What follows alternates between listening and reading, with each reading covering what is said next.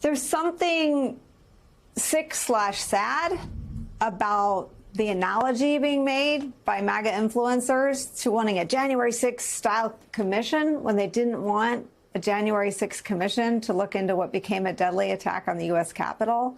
What do you make of their fervor on this issue? Well, indeed, we had a bipartisan and bicameral agreement to have an outside 9/11 style commission to examine the events of January 6th, which was then ruined by Donald Trump. They blew it up. And that was why the Speaker of the House, then Speaker of the House, Nancy Pelosi, had to create a select committee, a bipartisan select committee, which of course the Republicans boycotted officially, although the Speaker was able to appoint Adam Kinzinger and Liz Cheney to it. And we actually had a meaningful bipartisan investigation, and nobody has laid a glove on a single factual finding of that committee. Look, right now we are in a very extreme period of conspiracy theory and hysteria over this thing,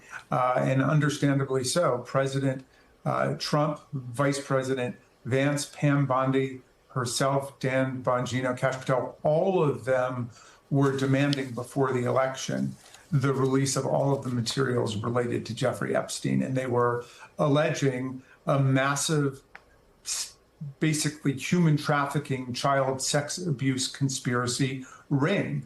And if that were true, that would be of profound significance and importance to everybody in America. That's not an ideological thing or a political thing. We're a society which has seen terribly traumatic cases of massive child sex abuse in churches, in schools, in colleges and universities, including Michigan State and Ohio State. This is not fictional, fabricated stuff. This is all well documented, and it's a serious threat to public health and to our children in society. So I don't blame anybody for being upset about this if you've got the president of the United States talking about it. But now what's happened is he's performed a complete 180 U-turn and now says there's nothing there. In that tweet that you put up on the screen, Nicole, what was incredible about that to me is that in it, he repeats the lie about the 2020 presidential election, which he claims to have won. He lost it by more than 7 million votes, 306 to 232 in the Electoral College. More than 60 federal and state courts rejected every claim he made that he won that election. And yet he doubles down on that absolute conspiracy theory fiction in the same tweet that he tries to tell everybody nothing to see over here with, with Jeffrey Epstein and the client list, which the Attorney General said was sitting on her list. So look, whether we're going to expose this massive sex ring among the power elite, which is what they have been telling people, or we're going to expose their propaganda and their conspiracy theory, we should go ahead and get the facts released to the public, because it's an untenable posture where you've got millions and millions of people who've been told this is going on, it needs to be released. The conspiracy theory seems to grow in terms of its dimensions and its implications every day. And they keep saying that they're just going to sweep it under the rug. I don't think that's going to work. So, I'm sending this letter today to Chairman Jordan saying, let's have a bipartisan hearing where we bring in all of the relevant actors of the Department of Justice to testify, and they can bring with them the documents that will get to the public the truth. You're in a fascinating position. I'm a big movie fan. It's like, to sort of help me help you. I mean, I will help you, Republicans, get to the bottom of your conspiracy theory, and we'll either out this sex ring, which I, too, as a leading Democrat, believe would be a grave injustice and threat, or it's one or the other. We will get to the bottom of what is a conspiracy theory, which seems to be Donald Trump's position, telling his own supporters there's nothing to see here, move on, even though, as you just said, he continues to repeat the lies, his own conspiracy theory about his loss in 2020. Do you think they will take you up on your offer? Well, it will be interesting to see, because when you talk to Republicans about it, they were adamant that all of this information be released. When my colleague from Maryland, Senator Van Hollen, introduced an amendment in the appropriations process to insist that everything in the Epstein files be preserved and saved from destruction. He got a unanimous bipartisan vote on that.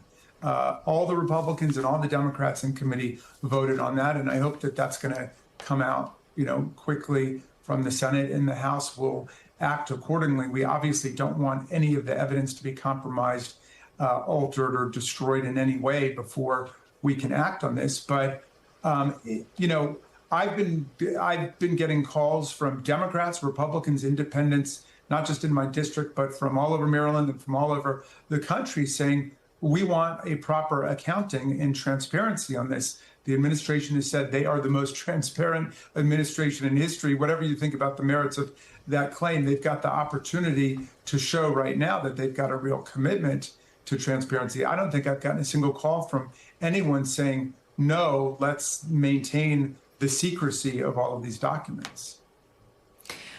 What are your questions about what's in the documents? I mean, what do you want to know the answer to? Well, there have been so many claims made that I think that the members on both sides of the aisle will want to ask those questions. So is there a list of Epstein clients that he either kept for reasons of solicitation and business and the execution of a sick conspiracy, or did he maintain that for purposes of, coercion of people for certain things? Was it a blackmail list? And who's on that list? There are obviously a lot of names that have been floated out there. I don't want to repeat any of them, but those names are, all over the internet. And is that true, or is it not true? There are all kinds of extravagant claims being made about other people being involved, other institutions being involved. And we either need to get to the bottom of whether that's true, or we should put an end to all of the propaganda and the conspiracy theory. It's going to be very damaging for us if the president is going to proceed on falsehoods and conspiracy theory and then allow that to erode public trust. So I think there is something to what a lot of the Republicans are saying, that this needs to be done to restore public trust at this point.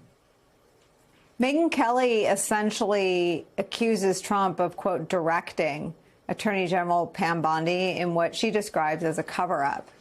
What do you think of that theory? Well, I don't know what is taking place behind the scenes. I would also find it very hard to believe, though, that Donald Trump wants to release it, but Pam Bondi is somehow defying his orders in not releasing it. And, I can think of dozens of reasons that Pam Bondi should be asked to resign, especially her complicity with, firing all of these January 6 prosecutors, which is outrageous. But this would not be a reason, I think, to demand Pam Bondi's resignation. Clearly, it's Donald Trump who's making the call here for whatever reason. He said he was going to release it, and now he's saying there's nothing to see here, and appears to be wanting to sweep the whole thing under the rug. And I think that's an irresponsible way to proceed after having inflamed millions of people in the country and raised all kinds of doubts about our law enforcement commitment to prosecuting child sex abuse. I mean, if there are literally other people on this list who are somehow implicated in these actions, it is dangerous to public health and safety not to release the names publicly. If all of it is a concoction and an invention, then I think they need to come clean about that and say they don't have such a list, or it's made up, or what have you. But I think it's very dangerous just to leave these things hanging out there.